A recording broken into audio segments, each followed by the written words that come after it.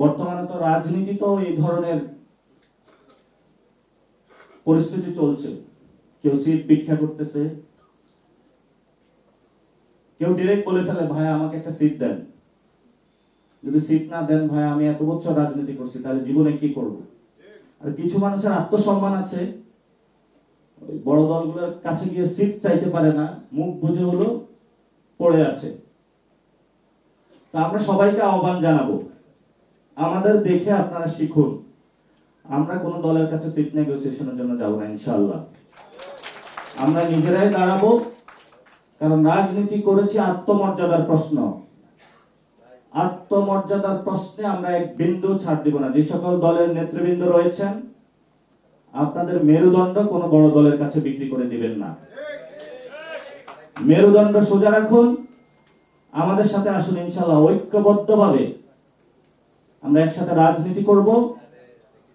Seat বন্টনের politics বাংলাদেশে আর চলবে না। ছোট ছোট পার্টিগুলো রয়েছে, এগুলোকে পকেটে নেওয়ার জন্য, যে তোমাকে অমুক আসনে দেওয়া হবে, 1 বছর ঘুরিয়েছে, এখন তারা আমও গেছে চালাও গেছে, এখন বিভিন্ন জায়গায় বক্তব্য দিয়ে বাড়াচ্ছে আমাদের সাথে প্রতারণা করা হয়েছে। প্রতারণা তো আপনি নিজের সাথে করেছেন, কর্মীবৃন্দের সাথে করেছেন।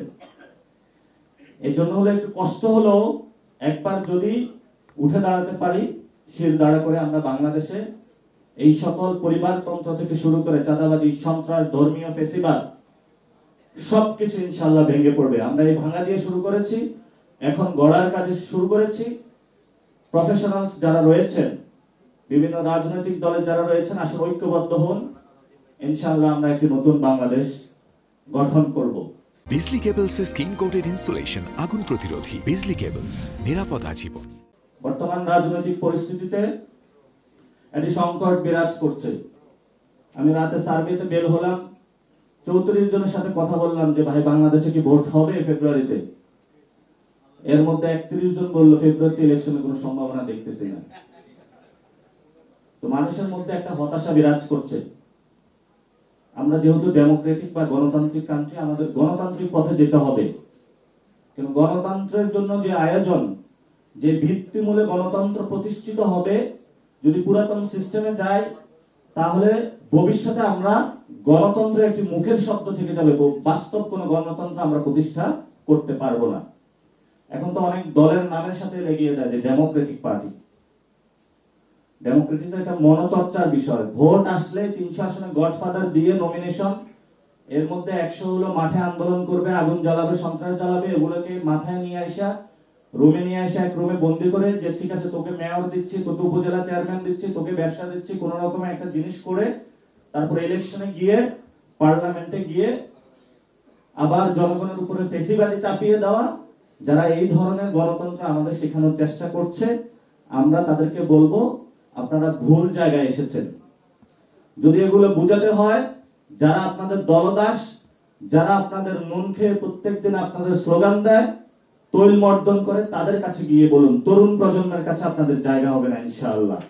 কারণ আমরা শিক্ষিত, বাপের টাকা দিয়ে পড়াশোনা করেছি, নিজেদের জমি বিক্রি করে পড়াশোনা করেছি।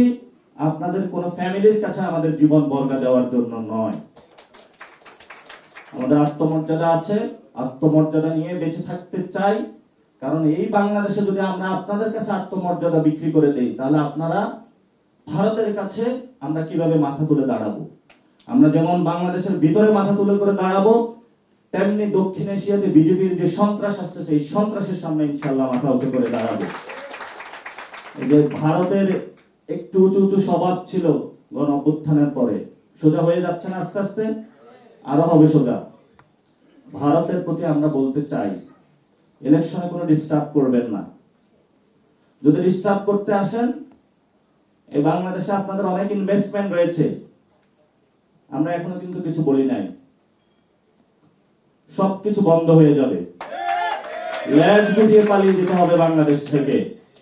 ব্রিটিশরা যেমন পালিয়ে গিয়েছিল, লেজ গুটিয়ে এখান থেকে আপনাদেরও পালাতে বাধ্য হবেন আপনারা। আমরা শুধু একটু সময় নিচ্ছি, সময়ের অপেক্ষা। তবে তাদেরকে পালাতে বাধ্য করতে হলে যেই মানুষগুলো এই নেতৃত্ব দিবেন সেটা হলো আপনারা। কারণ আপনারা যদি প্রত্যেক সেক্টরে, আমাদের প্রত্যেকটা সেক্টর বাংলাদেশের হাতে আমরা তুলে নিতে পারি, এটার মাধ্যমেই ভারতকে আমরা বাংলাদেশ থেকে বিদায় করতে সক্ষম হবে ইনশাআল্লাহ।